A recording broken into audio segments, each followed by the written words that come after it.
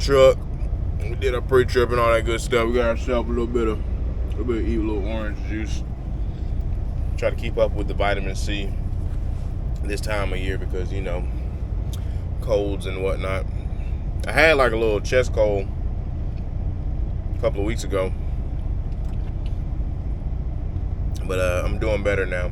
Anyway, headed to Lake City. We got about an hour and a half to get there. All right, so first load of the week is tight and secure insulation. Gotta rub the balls for good luck. Let me tell you, no matter what anybody tell you, you don't need to X-strap the front of insulation, okay? You don't need to do that. It's a waste of time. All right, let's crank the truck.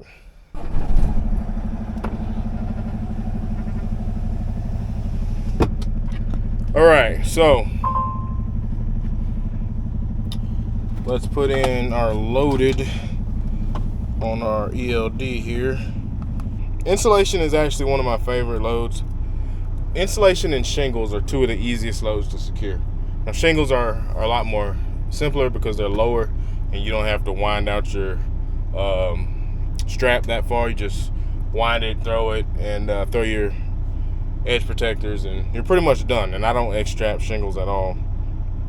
I used to when I was at TMC because that's how we was taught we was taught at TMC to X-strap everything. And I get it, it's just that little bit extra layer of protection. But honestly, I've never had shingles shift. That doesn't mean that they can't shift or your insulation is not gonna shift forward. You don't have to worry about your insulation crashing through the back of your truck. You gotta be going pretty fast in order for your insulation to slide into your cab. Like, I'm talking about extremely fast for that stuff to go through your cab. But anyway, shingles, you ain't got to worry about them sliding through the cab, but they can slide forward just because they're on pallets. But the way I was taught to do my installation was not to X-strap the front. So I got that from my trainer, and you know, I don't X-strap the front. You probably don't even have to X-strap the back, but the only load that I've ever had shift is insulation, and it shifted out to the side, and that's because it was loaded weird. It was wet when it was loaded, and it just slid out, and you just pretty much, you can throw another strap on it, and you'll be good with that. But anyway, let me make sure I got the right address here. That's the case. All right, but yeah, we got 8 hours, 30 minutes to go there. And I got 9 hours and 10 minutes left on my 11, and I got 11 hours left on my 14. So we should make it there tonight. All right. Good morning. We are at my favorite place to park at, south of the border, the empty wasteland that it is. So I got here about 8 o'clock. No, about 7 o'clock last night. And I wasn't gonna park here. I should have drove at least another hour. But I decided I'm like, nah, what's the point? Because there's really no guaranteed spot between here and another hour and a half of driving. Had a few truck stops up that way. But I knew I could come here and pretty much get a guaranteed spot, especially on a Monday night. And I got lucky actually, because there's only like a couple spots left. This whole place like loops around when you pull in and come around, but everybody was like parked over in that corner, so you couldn't really turn around. So luckily, where I'm parked at right now had a wide enough spot for me to turn around, or actually back in the spot, and did a blindside back. But yeah, so I set my pre-trip. Just wait for that to wind on down. I already did the pre-trip, as always. If you've seen the channel, you know I always say do your pre-trip before you log it, because if you got a flat tire or something like that, you don't want to have your clock already started, and then you got to call a wrecker, or not a wrecker, but call somebody to change your tire. All right, so we have delivered our first load of the week, and we already got another load already. So the place that I delivered to, give me a second, I'm about to block your view real quick. So the place that I delivered to was actually the liquor store. I guess they're redoing the roof on the liquor store. So yeah, I'm right here on the side street. Getting they've already unloaded me. Actually, and I want to say, there's a guy here who's delivering also from Beacon, the roofing place. And you know, they have their own forklifts on the back of their truck, so they unload their own loads and stuff. So we both were here early. We both got unstrapped, unsecured, all that stuff. And he decided to go ahead and start unloading me, which he had no reason. He didn't have to do it. He didn't need to do it, but he did it, and I really appreciate it. Like that, because I would have been sitting here, because the guys just pulled up on the forklift right now that actually work here, or that are working the job site. So, I mean, I'm all about paying it forward. I don't know how to pay this one forward. Like, I don't have a forklift to help somebody unload their truck or something, but I don't do stuff in hopes that somebody's gonna do something for me. I always just do stuff out of the kindness of my heart. So I'm always looking. I've helped. I mean, that could have been me getting it paid back to me, because I actually helped the guy fold his tarps a couple of weeks ago. So maybe that was it. I don't know, but I don't know. In Flatbed especially, you know, I always try to help people out if you can, and you know, it just always comes back around, you know. But like I said, I don't do stuff just in hopes that it's gonna, like, people are gonna help me with something in the future, something like that. I always just do it out of the kindness of my heart. But we are headed to Moncure, North Carolina, and we're taking that to Ohio. So let's go ahead and put that in our GPS. The traffic was crazy this morning getting here. And speaking of being here, like I said, this is the liquor store. The liquor store is getting some renovations done. And the liquor store is still open. And there's traffic still coming to this thing. And the only reason that surprises me is because it is 10:30 in the morning, East Coast, Eastern time. So we're not an hour behind or anything like that. We're in regular time here. I call it regular time. It's 10:30 in the morning, and I guess the liquor store opened up at 10, and people have been coming out with bottles already. That's crazy to me. People coming out with full bottles of liquor and stuff at 10:30 in the morning. I guess, you know, Start navigation. You are heading to this economy has gotten people feeling like that, where they gotta go to the liquor store at 10:30 in the morning on a Tuesday. Anyway, I ain't judging nobody. All right, we made it to our location. We're picking up the little flake board stuff. You know, I certain times, especially in the winter, I wouldn't mind having a Conestoga, because it's just so simple. But then you can't haul certain stuff, like you wouldn't be able to haul insulation or those big old pipes, which I really don't get those anyway. But in the winter, I wouldn't mind having a Conestoga all winter. So all you gotta do is strap and pull that thing closed. Pretty simple. But this stuff actually is pre-wrapped in plastic, so I don't have to worry about wrapping it in plastic. And I actually might get away with using my 6-foot tarps. The way he's stacking it, it kind of looks like it's gonna be a low load. I may get out real quick just to see how high it is. It doesn't look like he's gonna stack it that high, but I may get away with my 6-foot tarps. So that'll be perfect if so. And it won't take me that long to bungee those down. But we'll see. But we got about 660 miles to go. I got a good 10 hours is what it's showing on my clock, on my GPS. And then I got 7 hours left on my 14, and it's running. Unless I sit here for another hour and a half, then we can get it to stop. But I got 6 hours and 50 50 minutes of drive time left. So my goal is to get at least 5 hours knocked off of this 10-hour drive. And I'm looking to stop near Beckley, West Virginia. Either way, I'll probably be stopping in West Virginia tonight. All right, guys, here we go. It's about 7 o'clock at night, 7:11 to be exact. And we're driving about a little bit. We're driving a little bit longer than I wanted to, and we actually didn't even make our 5 hours for today. Look at this guy. You see the lane ending, and you still decide to do that. But basically, I just want to get on here and talk about, driving in the mountains. We're on 77 North.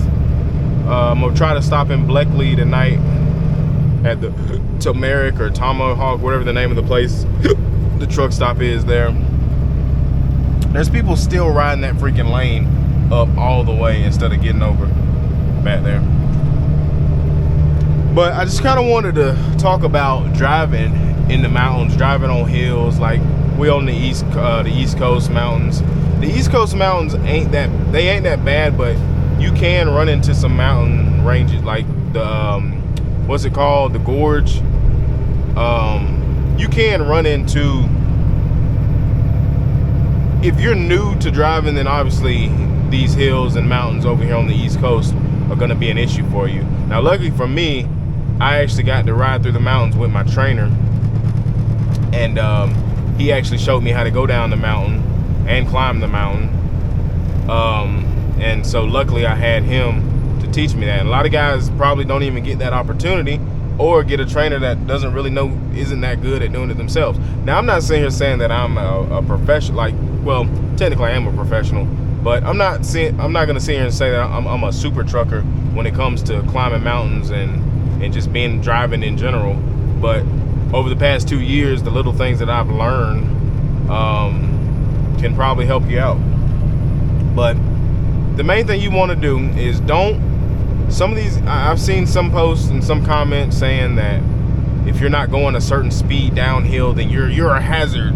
You need to get out of the way. You need to speed up. And look, when I go down a hill, I go down the hill or the mountain at what's comfortable to me. Okay? If I feel good and I'm in control of the truck, that's good. And I think we're actually about to come down a hill right now. Or a mountain. I keep saying hill because these aren't really that steep of grades right now. But I mean, if you don't know what you're doing, you can still start rolling pretty fast and not necessarily, I wouldn't necessarily say lose control, but you'll start using your brake more than you need to. So yeah, we're about to come down one right now. So I'm building up my speed. Welcome to West Virginia. We're in West Virginia now. So now I come off my gas, and I think I've done a video about this before. I come off my accelerator, my engine brake is on, I'm coming around the curve. Speed limit is 55. I'm doing 500. It's construction. Anybody else who wants to go around you, let them do it. So now I'm back on my gas. And we'll come off because we're getting a little bit too fast around this curve. We'll let it coast a little bit, and then we'll come on back around and get back on it. Like, just whatever's comfortable for you. Now I got a load of wood on the back here, and we'll come off of it again. We're going a little too fast because now we're getting ready to go. We're getting ready to go downhill pretty good right now. This whole area right here is pretty steep, but there's no reason for you to rush. If you're going too slow for somebody behind you, they can go around you. It's as simple as that. Just like me, if somebody's going too slow for me, I'll wait until it's clear, then I'll get over and I'll go around them. Don't worry about anybody behind you when you're going, like when it comes to your safety and how you feel about going downhill. And I'm going a little too fast, so we're gonna hit the brake anyway. Now I stab brake. That's how I was taught. I stab brake to get it to where I want it to be, and then I let it coast on out. Especially going around a curve. Now, there was a guy about 3 months ago, maybe even 4 months ago. We were going, I think, what is that highway going down through Chattanooga? When you go, I think it's 75, where you dip into, when you're coming out of Georgia, you go through Chattanooga, you dip back into Georgia for like a good 10 miles or 5 miles, and then you go right back into Tennessee. I think that's 75. But coming up around in that area, there's a curve, and there's this guy who was taking the curve too fast, and I don't know, hopefully he survived that and everything, but he took the curve a little bit too fast, and he flipped over the guardrail. So it's just like this right here. He was going too fast and he flipped over the guardrail. Now luckily, there was trees in his path, so he didn't roll all the way down the hill.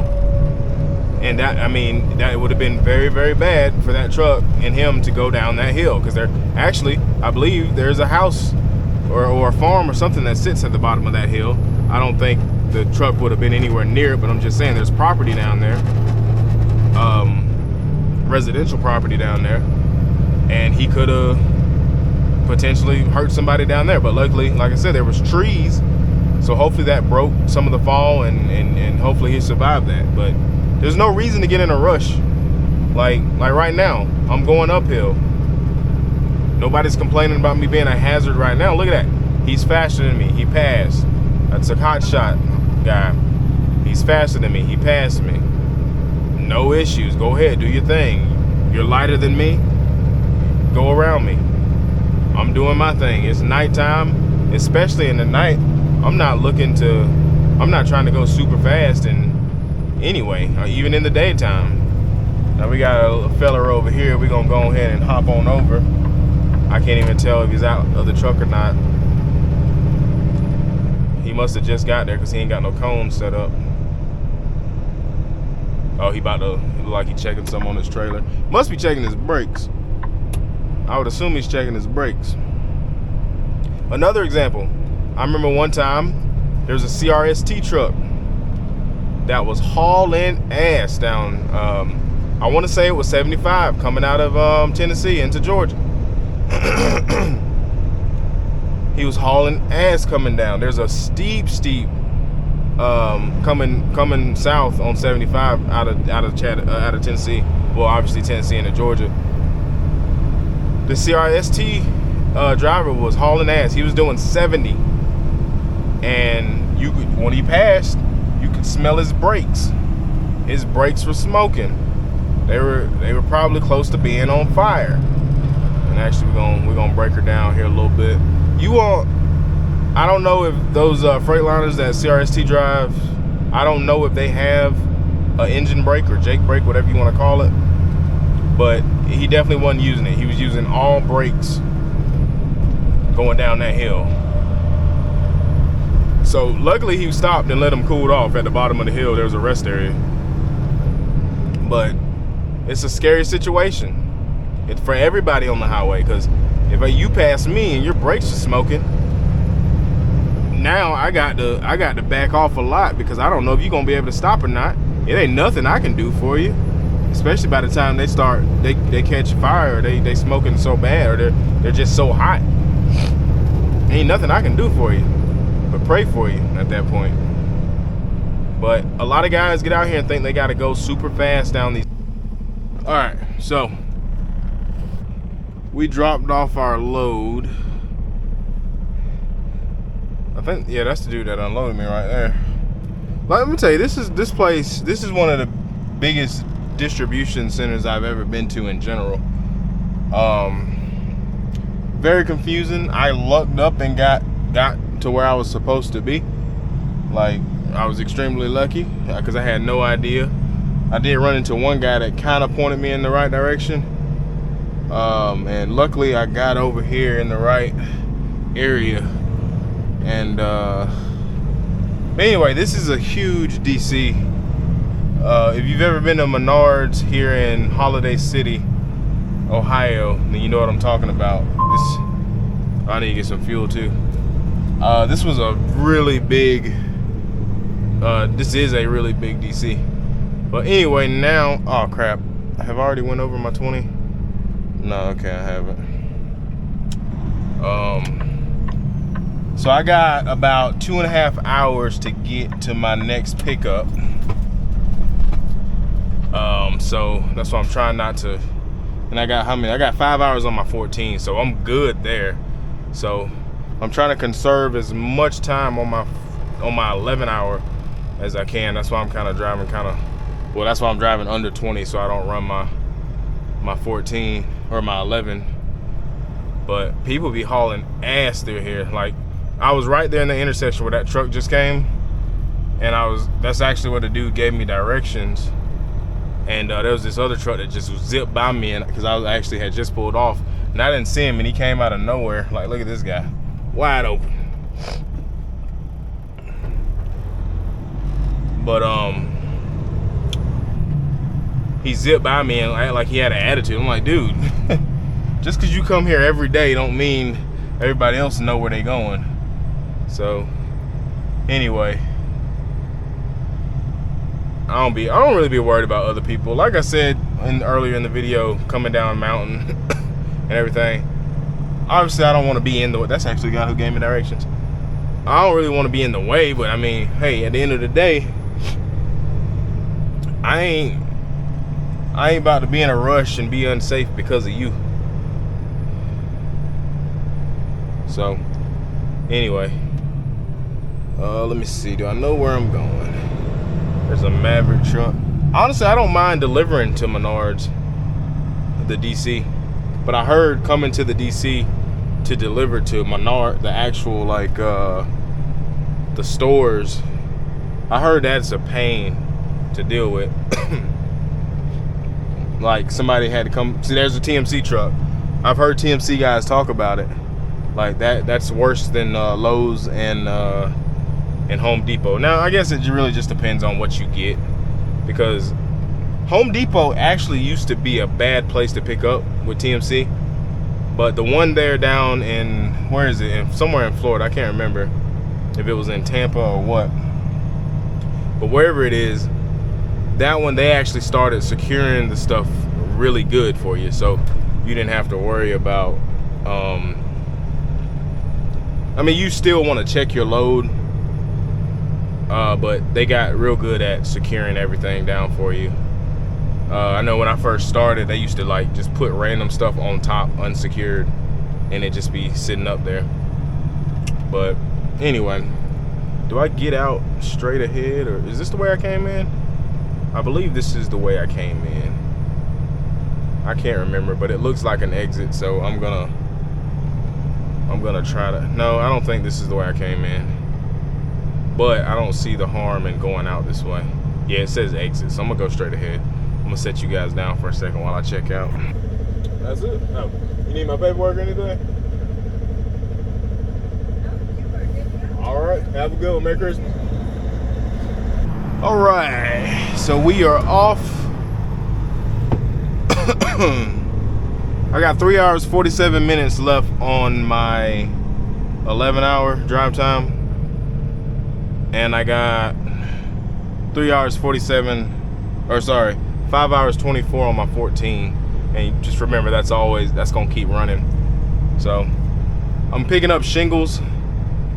I don't know if it's an Owens cornering or what, but my GPS is not letting me know which way to go. I'm assuming I can go up, then make a left. I'll tell you what, I'm gonna go to the left right now, because my GPS normally won't populate until I start moving. I don't know if everything's like that. Ah, crap, I went the wrong way. Alright, ah, crap. I wonder, can I go this way?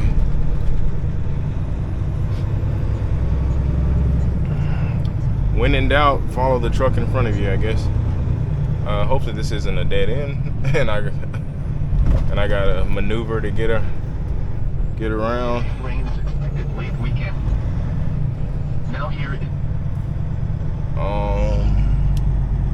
I probably could have pulled up in there.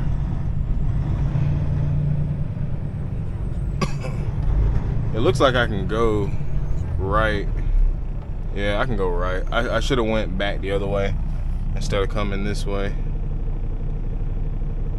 Yeah, I messed up, boys. Oh.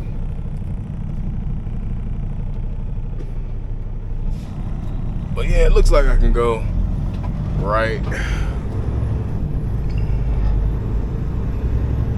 Oh.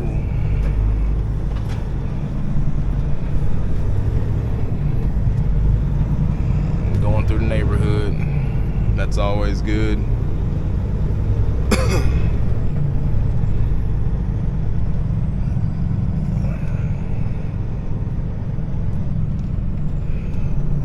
I mean, I saw that truck come from this way.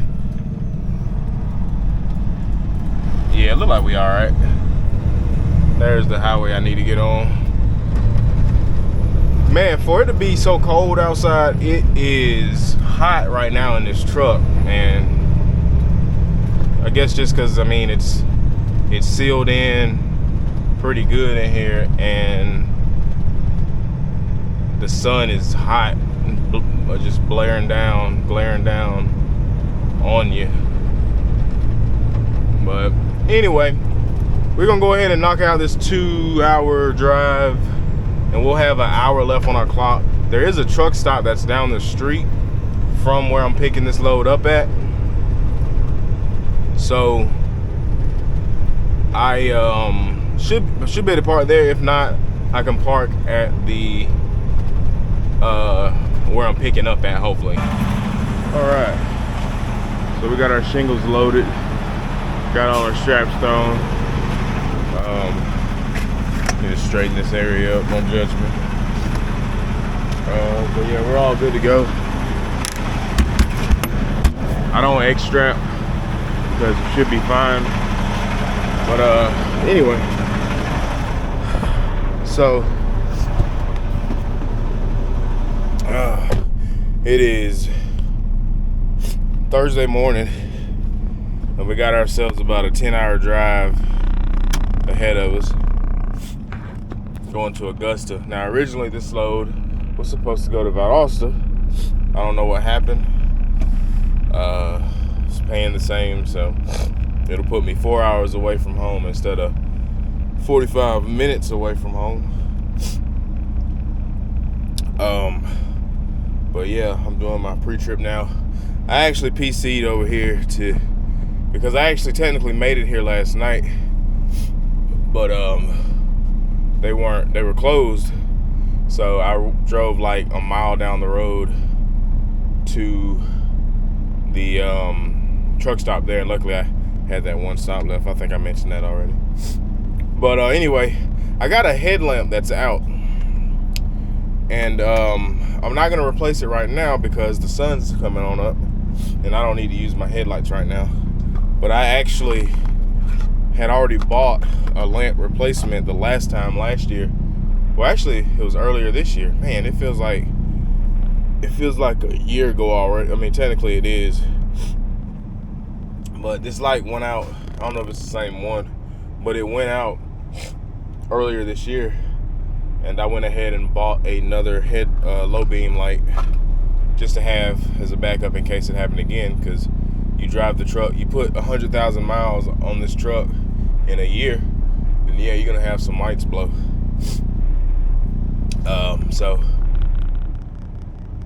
Whenever I get back to the truck stop again, I'm gonna definitely buy 2 more low beam lights, so I don't have to be stranded without one, or just having to find one and draw attention to myself for DOT. But anyway, we got 5. I wish it was 5 hours, but the first 5 hours is normally the easiest in the drive, and then them last 5 hours is what kill you. It just seems like because mainly I'm gonna be driving an all open road the first half of the trip, pretty much. We're headed back through West Virginia and all that.